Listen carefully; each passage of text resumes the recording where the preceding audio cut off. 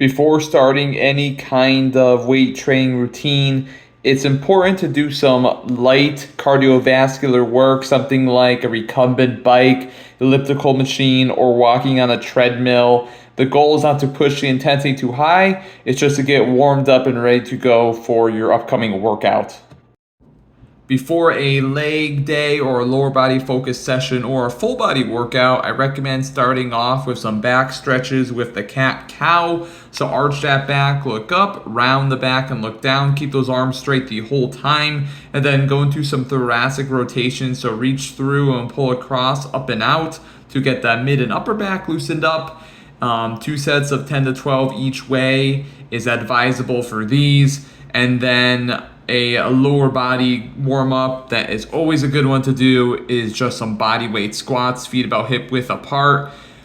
Sinking into those squats by pushing your hips back and bending at the knees, keeping those feet flat on the ground and taking your time with those reps. And then a glute bridge. So with these, you want to focus on pushing your hips high into the air, emphasize pushing with your heels and keeping your upper back planted into the ground. To further loosen up the upper body before hitting the weights, I like to do some cable external rotations and internal rotations. 1 to 2 sets of 12 to 15 reps is adequate here just to warm up that rotator cuff. And then from there, depending on the band setup you have available to you, I like to do some external raises, Y raises. Just keep those arms straight, raise overhead, raise to the side. This will get the back of your shoulder warmed up. 12 to 15 reps is good here as well. And then a simple hammer curl to press for 1 to 2 sets of 12 reps is good to complete the warm up before moving on with the rest of the session. Our first exercise of the day is the leg press. On this movement, you can have your feet higher on the platform. That will work the glutes and hamstrings a little bit more. Or you can have your feet a little bit farther down on the platform like I'm doing here. That's going to target the quads. You just want to make sure that your feet are always flat on that platform.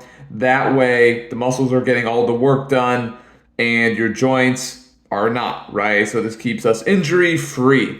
Our second exercise of the day is going to be the incline dumbbell bench press. 3 sets of 8 to 10 here. So with this movement, I always like to think about raising my chest to the bar or to the dumbbell. So as I'm lowering those dumbbells, I'm thinking about raising my chest up, getting as big of a stretch as I can comfortably, pulling my shoulder blades back down into the bench, and then I press straight up in a slight arcing motion to get a really good contraction on those pectoral muscles. Our next exercise of the day is the 1-arm dumbbell row, 3 sets of 8 to 10 per arm. I recommend starting with your non-dominant side and squeeze that chest up, okay? Pick up that chest, proud chest that keeps the whole back flat, and you do not want to twist when you're doing any kind of rowing movement. Start with that non-dominant side and then move into 8 to 10 on the other side, okay? After this, we're going to move into a superset of seated dumbbell curls right into lying dumbbell or easy curl bar skull crushers. So with the bicep curls, you want to keep either your wrist open, okay, or you can supinate on the way up, which means you are twisting your wrist as you come up. Think about twisting your pinky towards your shoulder. And this just creates a really nice contraction on those biceps. 3 sets of 10 to 12. Always go slow on the way down to make those biceps work harder, right? And then the skull crushers, keep your elbows in one spot. Lower that barbell or dumbbell down towards either your forehead or your shoulder and extend straight back up. Okay, this creates all the tension. This makes all the tension, I should say, go to the triceps. And you should get a really good pump in those arms after this superset. Our next exercise is going to be the side lateral raise. With this movement, think of your hands as hooks for the weight. And your elbows are doing the actual lifting of the weight, okay? 3 sets of 10 to 12 here. You don't want to shrug that weight up. Always raise out. Our final exercise of the day is going to be a superset of lying body weight crunches.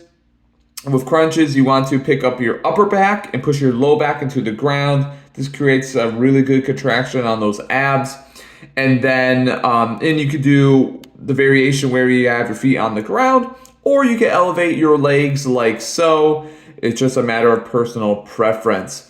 From there, we're going to move right into a single leg dumbbell calf raise, 3 sets of 12 to 15 per leg, okay? And these are rather tough, so go for lightweight at first and really think about just getting a really good contraction on those calves, standing nice and high on those toes.